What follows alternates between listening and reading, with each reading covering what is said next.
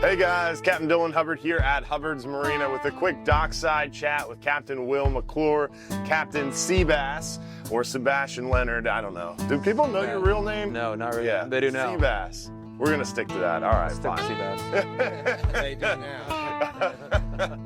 But we are excited right now, moving into our kind of transition period, if you will, with cooler weather patterns settling into the area. We're really starting to see the shift near shore and offshore, and we see lighter loads, less people around. There's not those crazy red snapper crowds anymore, and you've got tons of opportunities for plenty of great opportunities near shore and offshore. I mean, near shore on the 10-hour trips, you guys are catching lots of hogfish. We see the mackerel, the kingfish. You've been seeing some decent red grouper action, a couple of those mangroves mixed in. I mean, you guys have been doing pretty good on the 10 hours. Yeah, the half days and the 10 hours of troll on the ride out gives you something to do. 100%. Makes it more enjoy exciting. the amazing food that we have. Yeah, exactly. But yeah, that's been good. The hog fishing's been getting better and better with each cold front, and we're still seeing some lanes. And that's the trick this time of year. These cold fronts, I mean, they really move the fish. Kind of like a hurricane for us, right?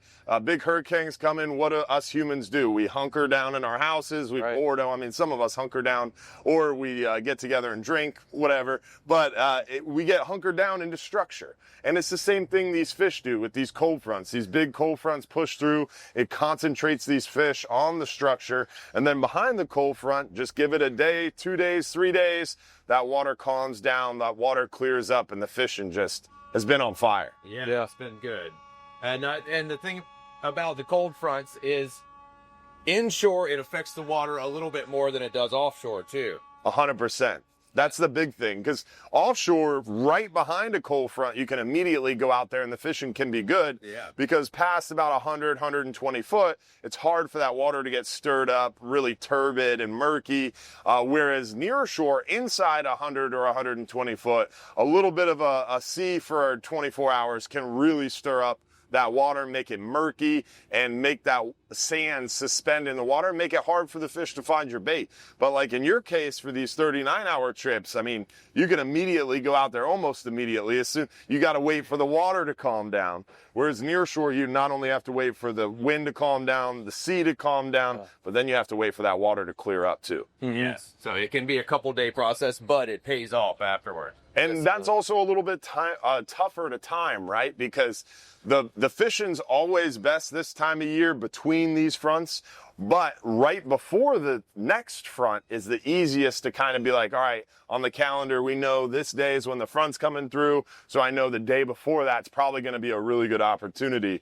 Whereas behind the front, all right, say we got a front coming in Monday, then it's like, when is the fishing going to get good again? Well, it depends on how deep you're fishing, it depends on how strong the front was, so that's a little bit tougher to time. Yeah, I think tomorrow's front, it's going to move some water. Yeah, tomorrow's a great example. I mean, I just looked at the forecast. It had, I think it was 8.9 foot at the West Florida Central Buoy, which is only about 40 miles. So that's going to be a significant mixing storm. I think we're going from like 70, 80 today to 40. Yeah. 40 degrees. It's going to be a big front. Today's a good fishing day, too, before that wind gets here. And even as the first southerly wind gets here and it's choppy out there, it's still good. And then, but when it turns and gets rough and muddy, as soon as that barometer starts bottoming out, that's when it really turns. But it can still be really good. Today, if they get even a stiff south wind, the hogfish like to bite in that, too. Yeah. It gets a little choppy and... Hopefully it pulls off. The 10 hours pulling out behind us. We got private charters already out there, the 12-hour extremes out there. So lots of good opportunities. You just got back off a 44-hour. You guys crushed it. Yeah, we did well out there on just quality size fish, too. Some big, big fish. Yeah, your average mango is 6 pounds, I'd say. Yeah, it's nice. 6 pound average to mangrove snapper is impressive. And this time of year, there's less people, so it allows us to do more unique things. We're fishing deeper. We're getting out there and really kind of stretching our legs. And I mean, you found what, almost 24 mutton snapper. We caught a cubera this past week. The interesting thing that I found, yellow eye, the interesting thing that a dog snapper too. Dogs, they're all out there right now. He said he's going to forward me those numbers. Yeah, there you go. The interesting thing too, though, is the pelagic bite. I mean, we've not only seen a couple wahoo, a couple blackfin tuna, plenty of kingfish, but we're also still seeing a couple big mahi, like gaffing mahi. Good sized mahi, and That's weird. Yeah, they're a big time traveler. Ocean going, if you will. Yeah, they do some swimming. And it's not only been good on the pelagic side, but I mean, obviously, as we've been talking near shore and offshore, we've been seeing plenty of snapper and grouper, and red grouper's been pretty consistent too. Yeah, the red groupers are decent, and even for some reason in the shallow water right now. Yeah, I know it kind of is like a lot of things when we were all younger, like for example, summertime, spring and summer, we would drift fish on that 10-hour trip and 40, 50 foot and get a ton of red grouper. Yeah. Nowadays, we don't really do that too much. You got to go a little bit further. And a lot of times the summer is when we've historically kind of seen the most activity on the red grouper front. But now it's like, all right, water temp's really cooling off and we're seeing this huge resurgence of red grouper in the near shore water. Pretty 70 shallow. to 100 foot. Yeah. Pretty odd. There's a lot of kind of like the mangroves. Yes, and we got a pretty good trade-off right now. Like we went deep this trip and we got those muttons. If we would have stayed in 100 feet, the mangroves wouldn't have been as big, but we would have caught a bunch of keeper to 25-inch red grouper in there with them too. Yeah.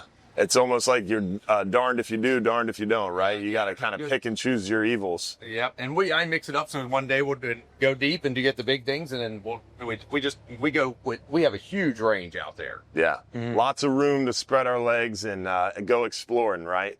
You never know. Stretch our legs and go exploring, but yes, sir. It's good time to get out there and enjoy lighter loads, more time with the captains and crew, and more time exploring with us and trying some of those unique fishing styles like flatline and slow pitch jigging. You got a lot more room, elbow room to spread out and do your thing.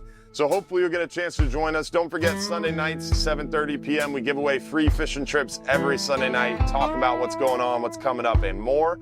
Plus, on top of that, we got tons of videos on our YouTube channel, so don't forget to subscribe. Drop a comment below. Let us know what you want to hear about next. And hopefully we'll see you out here on the water, because don't forget, if you're too busy to go fishing, You're just too busy. yeah, there it is. See you guys. Yep.